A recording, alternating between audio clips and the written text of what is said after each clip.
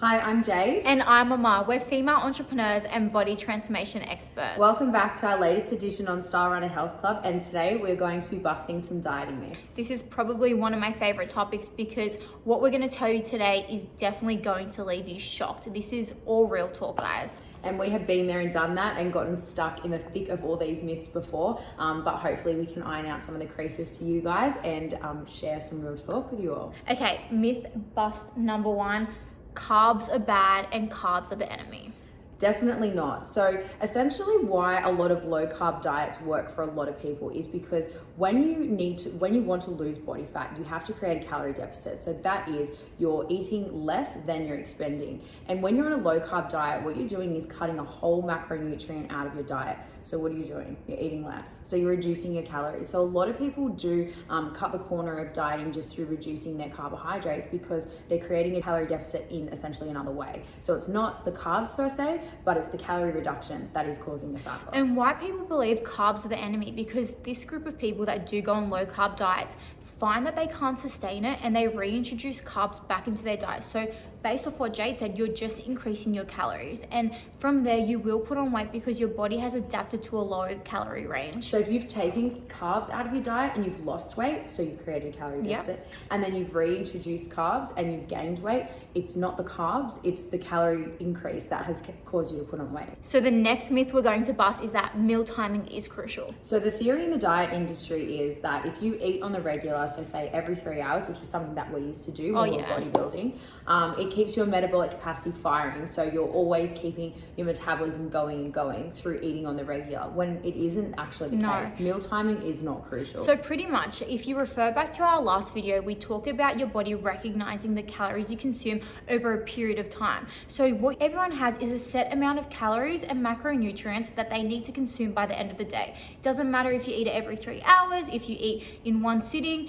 What matters is hitting that number by the end of the day, and that's what will assist with fat loss. And I think that goes back to why intermittent fasting is also quite accredited in the dieting industry for losing weight as well, is it reduces the period of time in which you are eating. So overall, you're creating a calorie deficit through eating less because you're giving yourself less opportunity to eat. Okay guys, so next myth, eating after 6 p.m. can hinder fat loss results. So this is a myth that has been scientifically studied on a number of occasions, and there hasn't been a single support to show that cutting food and your intake after a certain time of the day results in better fat loss, more optimal fat loss, or even fat loss itself.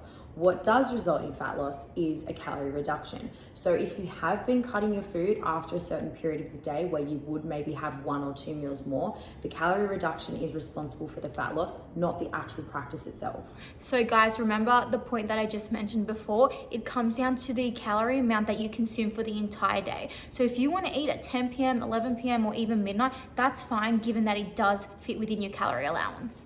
Next myth, quick fixes do exist. So quick fixes, unfortunately, guys, we wish we could dish you out a magic potion, but they don't exist. No. Sustainability will always trump when it comes to fat loss. So we can speak from experience that we always tried the latest fad. Always that diet that promised a kilo reduction every single week in, week out for 10 weeks, you'd lose 10 kilos and you'd be done and dusted, but it's not actually the case. There is always a detriment of doing dieting that particular way. It would be either metabolic adaptation, so that's where you learn to do more with less fuel, even just mindset and relationship with food can be sacrificed as well. And then even just your social life and your whole practice within that period of time, you can essentially lose 10 weeks of your life through dieting incorrectly. I think that anything that gives you a quick fix requires an extreme effort. And although you might be in the right mindset, like, yeah, I'm motivated, I'm gonna cut carbs, I'm gonna stop eating at this time, whatever, come the end of that dieting period, you're just gonna wanna go back to normal. That approach is not sustainable whatsoever. And I can guarantee you, both Jade and I, we've been through it, you will just rebound. Going back to your normal lifestyle and normal eating behaviors will just pack on the weight. So this is why why with Evolution Yeah. we practice an 80-20 approach to nutrition. So that is, we calculate the intake goals of each individual and we practice an 80-20 approach in achieving this. So that's 80% wholesome and nutritious food. So obviously you're ticking your health boxes and you're aiming for overall well-being. But then also second to that, you're incorporating 20% soul foods. That's food that makes you happy, that can allow you to sustain your diet, that will keep you on it for longer. So a sustainable diet is the way to go. Next myth we're going to bust is detox work. I remember the worst one that we ever tried. Oh my God, I lasted 1 hour. It was terrible. It was a combination of like bone broth and liquid food and everything like that. It was absolutely awful. It was excruciatingly painful, and it definitely wasn't a sustainable one for Amal and I. But again, going back to scientific studies, a lot of these myths have been tried and tested by science, and there's nothing that stands that says that detoxes do work when it comes to weight loss. So what you may experience is actual weight loss, so water on the scale, but not, so to speak, fat. Again, if you need to take any extreme measure to be able to lose weight, chances are you are just going to put on the weight post whatever you're doing. So if you do a detox and lose 5 kilos in the week, chances are it's water, and you are just going to put it back on when you go back to normal dieting. In detox as well, it is incredibly low in calories. So based off what Jade has mentioned, I think 5 times in this segment already, you are just putting yourself in a calorie deficit, and hence why you are dropping numbers on the scale. So again, it does affect your metabolic capacity and isn't the answer to losing fat. I think some detoxes are down to like, say, 400 calories a day. Yeah, so crazy. It's very, very extreme. So you are going to see some result on a numeric basis, but it's not going to be a sustainable one, and B, an optimal one when it comes to body composition. I think I would go crazy. Like if I was eating or like just drinking 400 calories in a day, I reckon I would go mad. Well, we're also quite active as Yeah. well. So you have to remember that if you're sort of approaching your diet with also an exercise regime hand in hand, you're going to need some pretty substantial energy to be able to meet those two pillars. And if you're not, then you're going to suffer in one or the other. So if you're training and eating incredibly low calories, you're going to feel absolutely rotten at some point or another. Okay guys, so the next myth we're going to bust is sugars make you fat. So all forms of carbohydrates that we eat are either metabolized into glucose and are left undigested, or they're turned into dietary fiber. So our body can't distinguish between natural sugar found in, say, honey and milk and all the processed sugar that's found in, say, like a Snickers bar. So they're all digested in the same way. They're broken down and they're turned into glucose and then sent off to, say, the brain and your organs for energy in the most simplistic form possible. That's not to say that the nutrient density of different types of sugars is exactly the same, because it's certainly not, and that's why a balanced diet is so important. But it just emphasizes the fact that the body doesn't recognize food as you might demonize it as, say, good or bad. So it does recognize it on that numeric basis as macronutrients.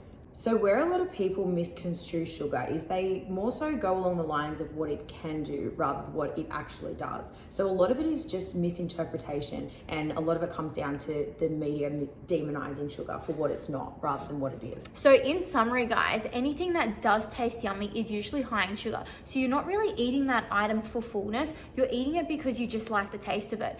So people that have a very high sugar diet usually are in excess of calories because they're eating much more than what they actually need.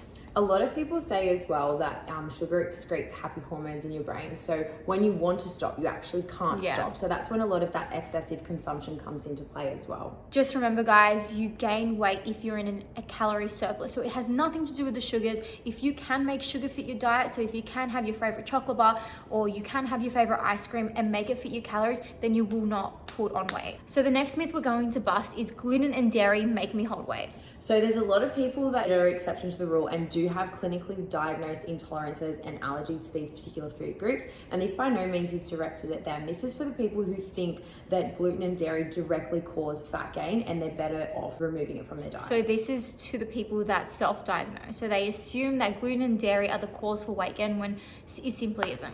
So in summary, as we've said throughout this video, fat loss and fat gain comes down to the equation of calories in versus calories out. So essentially to put on weight, you need to be eating more than what you're burning. So if you are having excessive amounts of dairy, if you're having excessive amounts of gluten in surplus to what you're burning on a daily basis, then you will gain weight. And it won't be because of your food choice, it will be of the quantity of your food choice. If you do think that you may have an intolerance or an allergy to gluten or dairy, make sure you go and visit a specialist to get it tested, because removing these items from your diet can have an adverse effect. So you can actually start becoming intolerant to a food item if you remove it from your diet for long enough. So guys, the health and fitness industry has done a really good job at leaving us very confused at the best of times. So we'll hear one thing that will tell us that something's good, and then we'll hear another thing on the contrary that says that thing's bad, and it becomes really confusing at the best of times. And I think the really important thing to remember is that fat gain, fat loss, it all comes down to calories in versus calories out. It's a very simple equation,